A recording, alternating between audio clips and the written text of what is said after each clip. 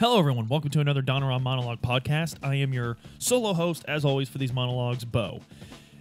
So today, we are going to get into Act 1 of Ghosts of Tsushima.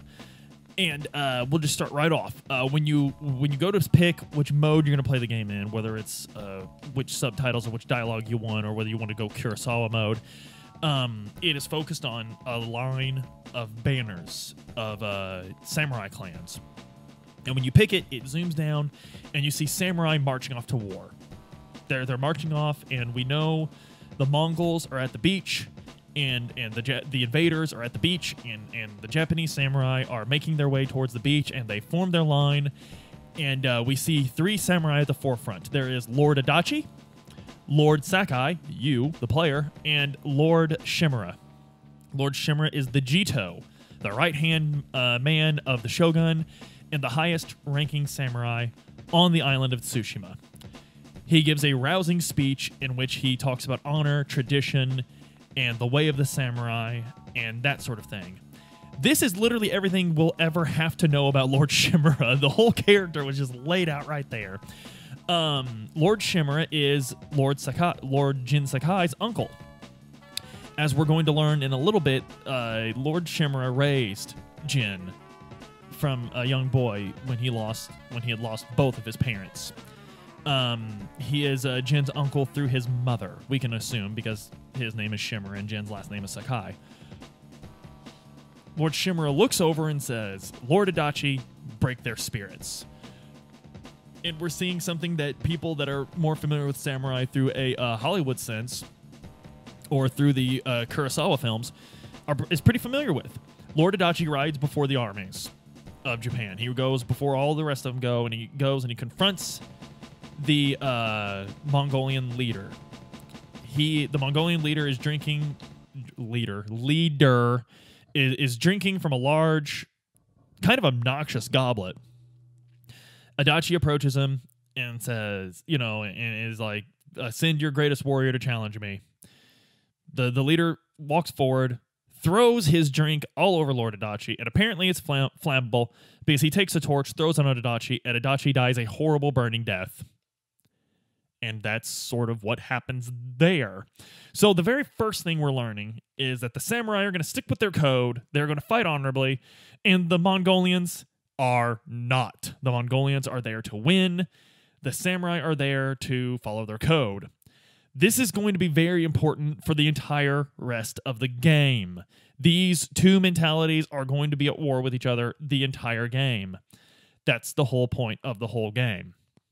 So, Lord Shimura sees this, becomes enraged because they're fighting honorless dogs, and commands the armies to charge. The samurai are charging down, fully prepared to meet their enemy in battle. Their enemy does not want to meet them in battle because a battle implies a chance of losing, so they start firing munitions at them because the Mongolians have access to black powder and fireworks. The samurai are very slaughtered. Jin's horse dies. He winds up in the mud.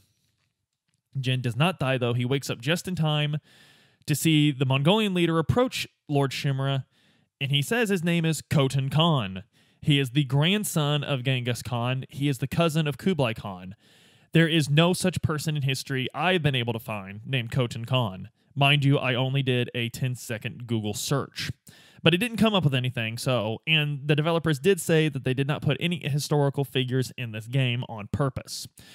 Even the Japanese clans, I looked up most of these clans, they're not, they are, some of them are named after actual clans, but they don't line up with who's represented here, and how they're represented. So, kudos there. They actually held true to their word. So Khotan Khan introduces himself. He says that while Lord Shimura was sharpening his katana, he studied the Japanese, learned their ways, learned their tongue. He knows exactly how to use the Bushido code against them all. He knows how to exploit that perfectly. If you fight me as a samurai, you will lose. Shimura states that he will die with honor no matter what. Khotan Khan says, "Join me. I'm here to bring peace. I don't want a war. Just join me and it'll be peaceful. Your people will serve the Mongolian Empire. I am here in service of the great peace." Shimura says they'd rather die than be slaves. Khotan Khan raises his weapon and strikes. Jin passes out right at that moment. Or something. I can't quite remember exactly what happened. But Jin doesn't actually see the blow land. Jin wakes up in a kind of a precarious situation. He's in a woman tended him back to health. Her name is Yuna. She's a thief. She found him alive in the aftermath of Komara Beach. He is one of the only samurai to survive. 2 samurai survived. Yuna then helps Jin get out of the town because the town is being invaded by Mongolians. Jin says, "No, I will not run from the enemy. I will face them head on." Yuna tells him that if he does that, he'll die, and he's the last samurai left. He reluctantly agrees to sneak around, and this is the beginning of the Ghost. Jin agrees to sneak around with Yuna, blah, blah, blah, blah, blah. You get out of the town, and he goes and they grab a horse. I don't know if this is where you get to name your horse or not, but the horse is a pretty important character in the game. Because I don't remember, I'll be honest with you guys, I'm a little murky on the beginning of the game, but I'm giving you just the gist of it. So you find a horse, if you get your horse, you can name yours several different things, just like you could in Assassin's Creed Odyssey. You have a choice, and your character will actually call out the horse's name and stuff. One of the choices is Sora, because Sora is Japanese for sky, and I, of course, named mine Sora because of Kingdom Hearts. Got to. But, so you ride off, and Jin tells Yuna that his first priority is to kill the Khan and get his uncle back. He's going to storm Castle Kaneda.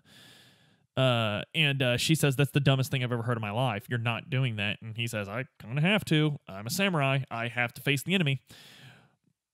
Jin goes to Castle Kaneda. He has a showdown with some guards, kills them, and he goes and he calls out for Khotun Khan, because Yuna had told Jin that his uncle is in prison at Castle Kaneda. Lord Shimura is there. Jin sees Lord Shimura because the Mongols purposely showed him Lord Shimura, so Jin knows he's alive. Khotun Khan comes out to challenge Jin, beats him, and throws him off the bridge, which is overlooking a big cliff. So Lord Shimura saw his nephew die. So that's something Khotun Khan plans to use to get Shimura to side with him, to just get the Japanese to surrender, because the Mongolians do not want this war to last any longer than they have to. They would much rather have a surrender. So Jin falls to the bottom of the cliff. He gets washed ashore. Yuna saves him again. Jin finally starts to agree that maybe I'm going to have to do things the way you're talking about. He says he's going to have to sneak into Castle Kaneda. Yuna says that her brother can help. She's been all about rescuing her brother. Jin agrees, yes, let's rescue your brother. So right now, Jin needs to gather allies to storm Castle Kaneda. He needs to gather allies. He needs to one of those allies has to be Yuna's brother, because he's promised her that she'd be safe. We don't know much about the relationship, but her brother is everything to her. We know that much. So Jin agrees to do things her way. They're going to gather allies. They're going to retake Castle Kaneda, and thus begins your you agree to meet up somewhere else where she thinks her brother is being held, and you ride off, and thus begins the game in earnest. You can explore all of the southernmost part of Tsushima Island. The northern part is blocked off by Castle Kaneda. You have to do that before you go to the next area. And so now we're gathering allies. Jin can, in addition, so Jin gets the idea. He wants to recruit the Straw Hat Ronin, a Ronin band that live on Tsushima. They can be found in this portion of the island. He remembers Sensei Ishikawa, the greatest archer in all of Tsushima. And he knows that Lord Adachi's wife, Lady Masako, she could be a powerful ally as well. So we're going to go gather them. So first, let's go over rescuing Yuna's brother, Taka. Yuna's brother, Taka, turns out to be held in, what was the name of it? It's a port on the southern portion. The city's a fortress. There's no way in or out. That's where he's being held. Jin agrees, but they're not going to be able to take it head on. And so Yuna introduces Kenji. Kenji is a funny little character. He's a little weaselly little. He's an opportunist. He's very weaselly. He gets what he wants through subversive means. He's selling sake to the Mongols, And he agrees to take you in his cart into the town. You and Yuna hide in the cart. You get into the town, and you go around pretty much slaughtering people until you get to Yuna's brother Taka.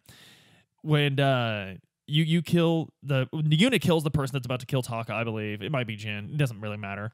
But you save Taka. Taka's spirit is broken. He's like, no, we can't escape. They'll just kill me like the rest. You give a big pep talk to Taka. He agrees to follow you. And you've rescued him. It's fine. So now Jin's like, okay, now I just got to get the rest of them. So this is when you start your side quest with Sensei Ishikawa and Lady Masako. So Lady Masako and Sensei Ishikawa. We'll start with Ishikawa. I think I start with Ishikawa. So you go to Sensei Ishikawa, and he says, yeah, let's help you do Castle Kaneda, but I need help too because I'm dealing with a problem that the Mongols are presenting right now. And he had a brilliant student named Tomoe. She was a peasant girl who came to him and was so persistent that he couldn't help but take her under his wing and train her to be a samurai archer. But she learned everything she could about his way of the bow, his brilliant mastery of the bow, and immediately employed that for use with the enemy. This, of course, broke Sensei Ishikawa's heart, and he feels responsible for the enemy now having his way of the bow. So you begin that chase there. Sensei Ishikawa and Lady Masako's quest will take you through all 3 acts. So in the first portion of this act, you just find out that he trained Tomoe. She betrayed him to join the... well, at first he believed she was just captured, but then you discover that she joined with the Mongols during her capture because they respected her way of the bow. And he now feels responsible because his student and his teachings are now assisting the Mongolians. So that's pretty much all you learn in the first act through his quest line. We'll learn more as we progress. Lady Masako has a very sad story. So the night of Komara Beach, all of her sons and her husband went to Komara Beach and died there. All of them. And her sons' wives and her grandchildren were with her at her estate. And they were led off. She left to defend the estate during the invasion, and her family was led off and slaughtered on the road, everyone, including a newborn infant. She buried them, and now she seeks revenge against who did it. So in the first act, all you really find out is that there's a list of conspirators. There's a whole conspiracy, most of them people who did business with her family. And you were going around and helping Masako take her revenge on those. We don't find much else in this act, but we find out enough to know that Masako is absolutely broken. She's lost without her family. All she has left is her revenge. Ishikawa, all he has left is finding his student. All you have left is getting your uncle back. And you're all 3 agreed to help each other. So after you do all this, you go and recruit the Straw Hat Ronin. And you do that by finding their leader. You help him out in a battle. It turns out to be Ryuzo. Ryuzo was Jin's best friend growing up. They're good old friends. They immediately start sharing, friendly insults, a little bit of the boys roasting each other. And you go off to help the Straw Hats. So through this quest line, you find out that the Straw Hats are starving. There's no food. The Mongols are taking all the food, and no one's really generous to a Ronin, the Japanese that have food left.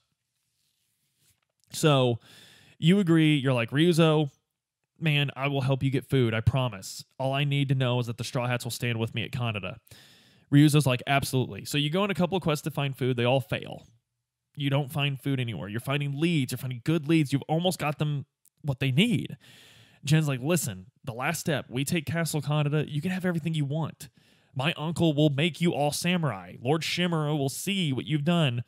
Because the whole time that Jin's helping all these people, he knows that Shimura will make it worth their while. Jin even tells Taka and Yuna, you will get past, because all they want is passes off Tsushima to the mainland. They want to start a new life. They've had nothing. You don't know fully all about it yet, but all they've had is trauma on this island. Their whole life has been trauma. Jin tells them that Lord Shimura will honor their request. We just need to get him out of Castle Kaneda.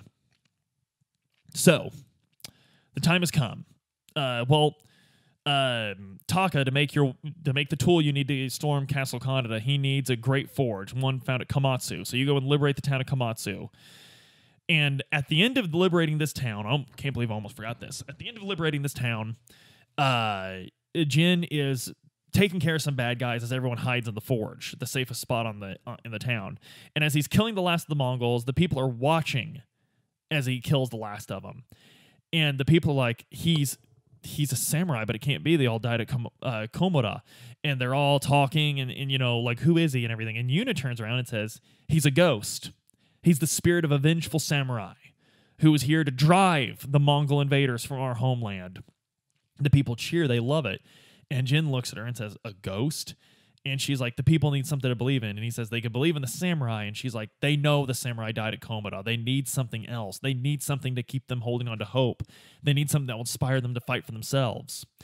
And so this is when the path of the ghost really starts. And the game's really doing a good job of enticing you to do this. However, the first few assassinations you make, Jin has flashbacks of his uncle, teaching him how a samurai fights with honor, and they never stab a man in the back. And each time Jin is forced to do more ghost things, he says to himself, this is just until the Mongols leave. I could go back. I'll be a samurai again. I'm just doing what I have to do for now. There's no other way. So you have everything you need. You go north to Castle Kaneda. You meet all your allies there. All your allies except Ryuzo and the Straw Hats. They're not there yet. Jin was like, okay, they were flaky from the get-go. It's no big deal. We could do this without them. You devise a plan, you sneak into Castle Kaneda, and you can still play this really samurai, but it's going to be a lot easier if you play it really ghost. And the whole time before you go to Castle Kaneda, we see little cutscenes of Khotun Khan at certain story beats talking to Shimura. And he's telling Lord Shimura, you know, I'm finding men stabbed in the back. I'm finding them with their throats slit. Your nephew, save him from what he's becoming. He's going down a dark path. And Shimura says, I love my nephew. He is doing what he must to rescue me. So we're getting the you know, and he's like, Jin will never turn his back on the samurai. We're already getting a strong sense of Shimura's like, I'm okay with what's happening so long as I don't see it. This is going to be important.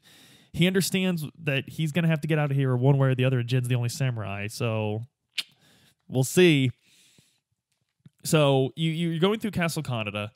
Everything's going good. You're doing really well. And you come across this pool with lanterns floating in it, and Ryuzo sitting on the other side with his sword out, hanging over his shoulder. Jin says, Ryuzo, you came. And Ryuzo's like, my people were starving, Jin. I had to do something. And Jin's like, you're a traitor. You're betraying your people. And Ryuzo says, I'm doing what I have to do to survive. If we just surrender, everything will be good. Jin can't believe what he's hearing. He fights Ryuzo. You win. You beat Ryuzo. He's injured. There's no way he could beat you in a fight. Jin holds Ryuzo's sword back out to him and says, listen, join me still. It's not too late. This isn't, you haven't crossed the line yet. Everything's cool. Just come back. Don't cross the line. Ryuzo shouts out, the samurai is here. He's here, and he runs off. Jin deflects an arrow from an archer with his sword, looks around, looks back at Ryuzo one last time, then looks back towards the keep, towards his uncle. And in that moment, he's decided, Ryuzo's dead to me. I gave him a chance. And you actually get the vanity item, the straw hat that Ryuzo wears. It's one of the cool straw hats in the game. I really like it. It's called the Betrayer's Hat. Its description is a straw hat once worn by a friend who is now a traitor to Tsushima. You go through the rest of the castle, and Khotun Khan's already fled. You save your uncle. You save your uncle. Yay, there's a celebration. He sees Sensei Ishikawa, Lady Masako. He tells Lady Masako, your husband, Lord Adachi, died with honor. He tells Ishikawa that he's happy that his way of the bow is on his side. And he meets Yuna and Taka. And he says, you will have passage to the mainland when I retake my castle. Yuna's upset because that's not part of the deal. Jin's playing middleman. Look, he's good for his word. Just help him out this little bit more, please. We also find out that Yuna and Taka are from Yarikawa, a clan, a city and a clan that once went against the shogunate, and that rebellion was had to put down. That rebellion was put down by Lord Shimura and Lord Sakai, Jin's father. Also in this rebellion, Jin has a flashback at one point, and he's sitting at the doorway to a home looking out. His father is crawling injured towards him, saying, "Help me, Jin. Help me." And Jin is a child paralyzed by fear, seeing his father injured. A samurai comes up behind his father and stabs him in the back. Jin saw the whole thing. So we learned that Jin's father died in the Arakawa Rebellion. But he trusts Yuna and Taka implicitly with his life. So we're learning a lot about Jin just from that little tidbit there.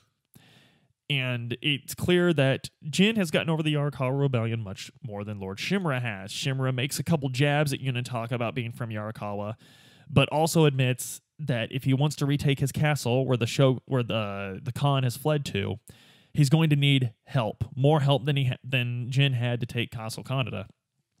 So he's going to need Ishikawa. He's going to need Masako, and he's going to need Yuna and Taka to recruit the Yarakawans to their cause.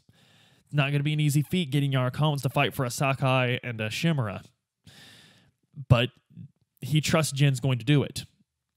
He also tells Jin that he needs to get a message to the Shogun, which means he needs to find a smuggler that Lord Shimura was allies with back in the day to get a message to the mainland. He's also going to need to reclaim the armor of Clan Sakai. He needs to reclaim the armor of Clan Sakai because I'm free now, Jin. This ghost stuff is behind us. We're done with this. You're a samurai. You're gonna act like one. I understand you did what you had to do to survive, and I'm sorry you had to. He genuinely feels guilty that Jin had to stoop to such a level. But it's time to reclaim your honor and be samurai. Jin fully agrees. Jin's like, all this ever was to get you back, Uncle. Now that you're back, we're samurai again. Everything's going to be fine. And so, Act 1 ends with their sights set north. They're going to go to Castle Shimura. They're going to reclaim it. Lord Shimura will have his castle back. Jin will be a samurai again. And what's more, we'll find that out in Act 2. But that's Act 1. You've rescued Lord Shimura. You've gone a little bit down the path of the ghost, but there's nothing you can't turn back from. And by thunder, your uncle says you're going to turn back from it. So we have that going for us, and we'll find out more tomorrow, guys. If you enjoyed this, if you want to hear more tomorrow, be sure to like, share, and subscribe. Click the bell for notifications.